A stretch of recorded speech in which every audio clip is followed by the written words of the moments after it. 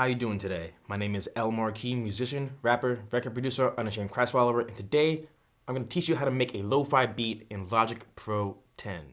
Marquee Productions. If you've been watching my videos for the past year, most of them usually focus on giving independent artists and producers and engineers and music creators in general tips on how to handle business, my opinions and reactions on different things in the media and what music creators can learn from them. And I love making those style of videos, and I'm sure I'm going to make more in the future. But now I want to switch things up and try new styles of content, and now I want to focus on giving you the behind the scenes of how I create probably most of my own music. Maybe I'll also incorporate different songs that I produce for other artists. But if you don't already know, or if maybe this is the first time that you're seeing me, I'm an artist and I'm a producer. I write, produce, mix, master my own music, and I also produce and mix and master and record for other artists. And recently I put out a new project called Study Time 2. It's a lo-fi style beat tape, and now I'm going to show you how I made the first track of Study Time 2 called Feeling Today. So if you're not familiar with lo-fi or chill hop style music, some of the characteristics of it are chill, relaxing sounds, very heavily influenced by 90s boom bap rap, which is pretty much what this is. It's just like a modern version of boom bap. It's more often just relaxing and music that you listen to while you study. I stumbled on this style of music on YouTube a few years ago, and then I felt inspired to make this music myself. This beat in particular was the first I made for this specific project. It was probably one of the first handful of lo-fi beats I made in general, and I make the majority of my beats in Logic Pro 10, and then I use Machine inside of Logic. So I pulled up this Rhodes piano sound in Serum, and then I just played some 7th chords, and this is what I started with.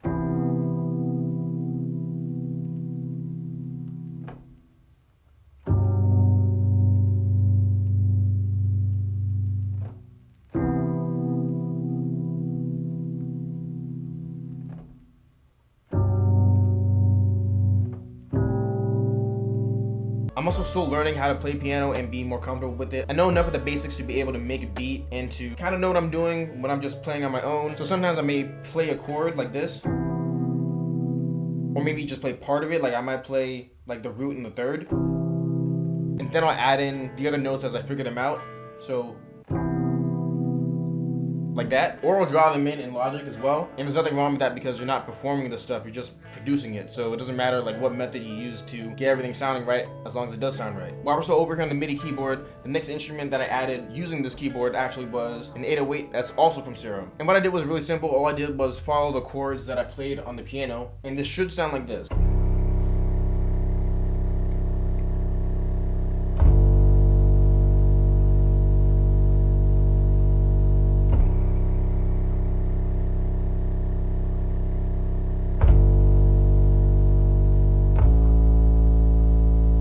So I just played that, and then after I played it, I wanted to make it sound a bit more interesting because that's cool. It's kind of basic. That could have worked, but then I went into Logic and then I added some slides to make everything sound more interesting. I'm just gonna play that for you right now.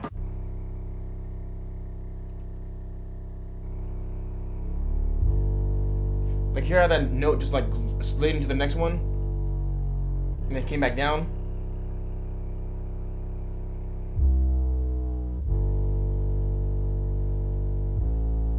So doing little things like that just makes your instruments sound a bit more interesting. Like a lot of people like doing glides on like their 808s. If you do that on like some string instruments or different synth instruments, that can make things sound a bit more interesting. And I wanted to add some more melodic instruments into the beat, so I actually just felt like playing my guitar on it. And I don't remember the exact patch that I used in the song, so I'm just going to play what I played first and then explain what I did to the sound.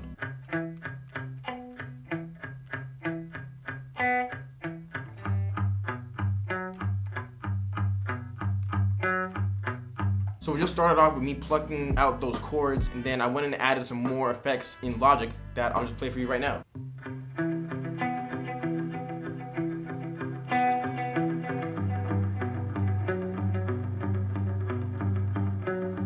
So I started off with this very dry sound, but I added on some delays and some reverbs to make it take up some more space and make it feel bigger. I also added in some more guitars later in the beat that sound like this.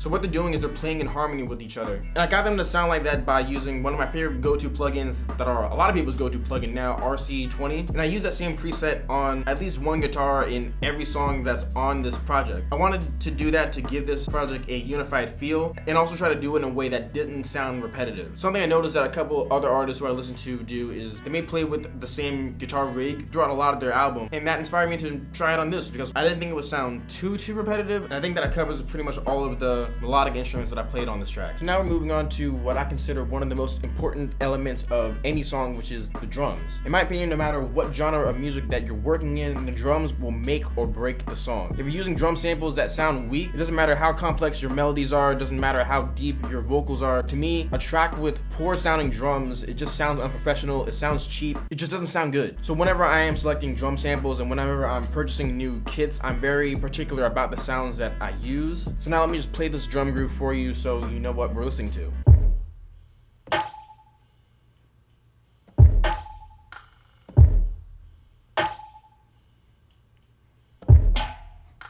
So I kept it really simple. I have a couple different drum sounds. One thing that I think makes these drums in particular sound really cool is for the hi-hat, I actually used one that sounds more realistic than a typical hi-hat sample that you may hear in a trap song, for example. If you're familiar with Native Instruments Contact, they have a really cool drum library and they're called Session Drummer. And the cool thing about those drums is that they are sampled from an actual live kit and there are different samples on each velocity. So when you play it soft or hard, it sounds like it's being recorded from an actual physical drum. So you can hear it when I play it on its own, it sounds like this.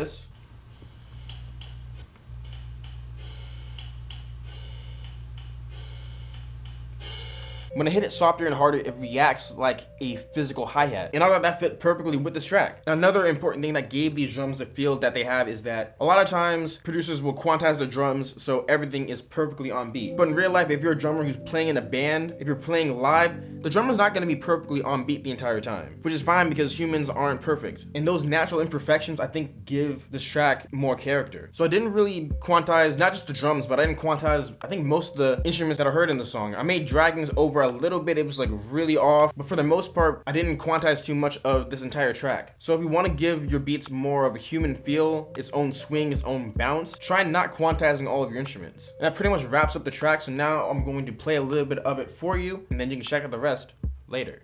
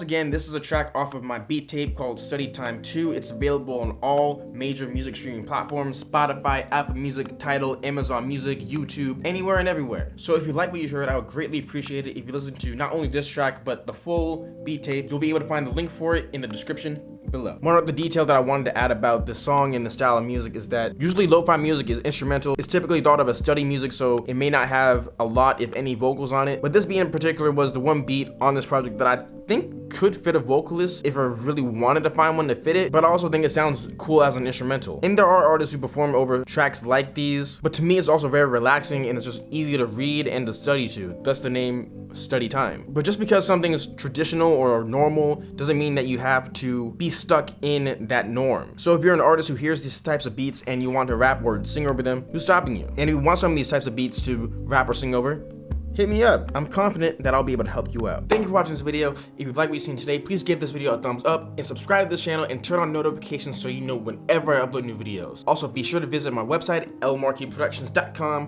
where you'll be able to check out my music, my beats, my sample kits, my merchandise, as well as my mixing, mastering, and consulting services. Now go down in the comment section below and let me know what you thought about this video. Did you enjoy this? Are there some things that I can improve on? Are there other things you'd like to see me incorporate in these styles of videos, like things outside of music, or are there some things that I need to break down more? Let me know in the comment section below. My name is L Marquee Productions.